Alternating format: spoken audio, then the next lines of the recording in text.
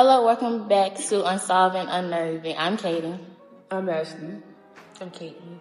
I'm Natalie. And today we'll be talking about the snow, silence, and suspicion, the Karen Reed case. It was supposed to be a normal night. A couple of friends, snow falling, quiet outside, but by morning, a Boston police officer was dead, found in the snow outside of a home. His girlfriend, Karen Reed, will soon be charged with his death. But to this day, people are still asking one question. Did she do it? Was she framed? This is Unsolved and Unnerving. This case isn't cold. It isn't closed. It's ongoing. And it has divided the public, the legal system, and even the entire community. Because depending on who you ask, Karen Reed is either responsible for the tragic death or a victim of a massive cover-up. Today, we're breaking down what happened, what the evidence says, and why this case remains so unsettling. This case centers around two people, Karen Reed, a college professor, and John O'Keefe, a Boston police officer. They were in a relationship and had been together for about 2 years. On the night of January 28, 2022, they went out with friends in Canton, Massachusetts. It was winter, snow was falling, and the night seemed normal. But by the next morning, everything changed. John O'Keefe was found unresponsive outside a home belonging to another police officer. He later died from his injuries. Karen Reed was with him the night before, and soon she became the primary suspect. According to prosecutors, Karen Reed drove John O'Keefe to the house after a night out. They claimed she hit him with her vehicle and left him there in the snow. They say she drove away, leaving him injured in freezing temperatures, and by the time he was found, it was too late. Karen Reed was charged with second-degree murder, manslaughter, and leaving the scene of the fatal accident. These are serious charges, and convicted, she could face decades in prison. But from the beginning, Karen Reed has maintained one thing. She says she did not kill John O'Keefe.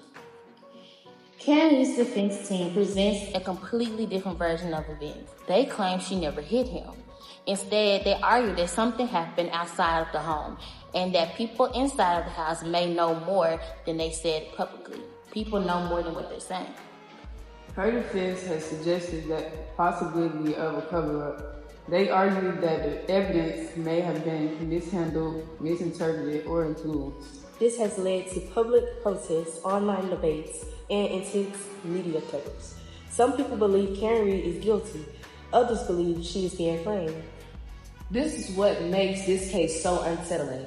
Two completely different narratives, and only one can be true. Technically, this case is still ongoing. That means the legal system has not reached a final conclusion. And until it does, the truth remains officially undecided. We still don't know what happened, how it happened, and who made it happen. Cases like this raise larger questions about trust. Trust in investigations, trust in evidence, trust in institutions. It also shows how complicated justice can be, especially when emotions, relationships, and authority are involved. At the center of it all is John O'Keefe, a person, a life, someone who mattered to people who knew him. This isn't just a case, it's a loss. Right now, Karen Reed's fate is still being decided, and until the court reaches a final answer, the case still lives in uncertainty. We don't know what's going to happen and how it's going to happen. Karen is still on trial as we speak. It reminds us that justice isn't always simple, and truth isn't always immediately clear.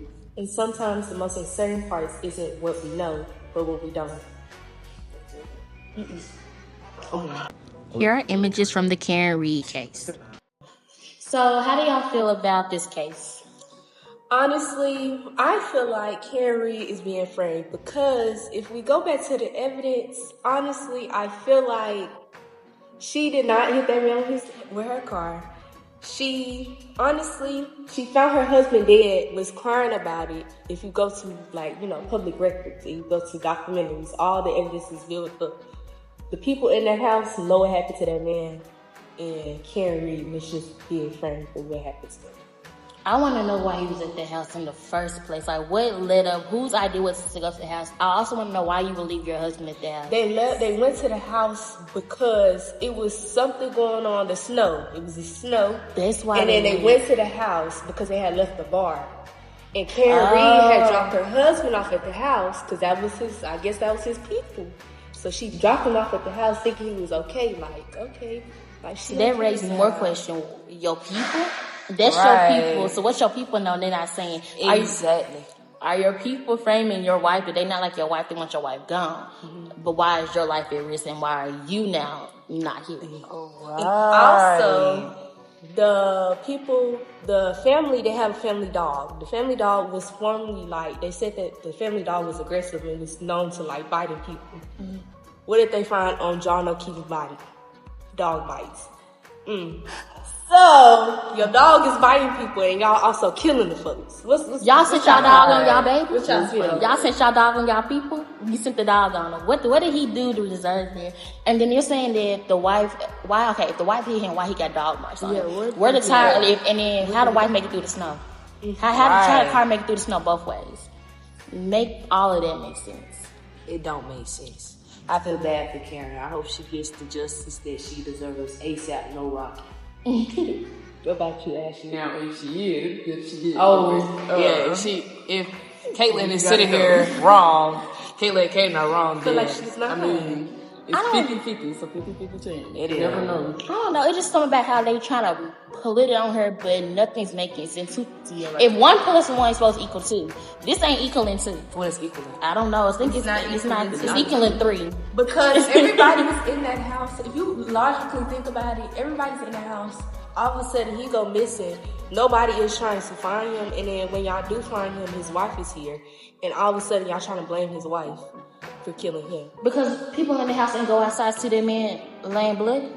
So why did the wife have to find him? Something not adding up. Exactly. Somebody ain't questioning the right people. It's just easy to blame the woman. It's easy to blame the wife. And the people that was in the house was lying while they was on trial. Y'all was doing this, put your hand on the book, on the oath, and still lied to the people. Lying on the Bible. So, in the next episode, we will examine the mysterious death of Kanika Jenkins, another case that left more questions than answers. This has been Unsolved and Unnerving. Thank you for listening.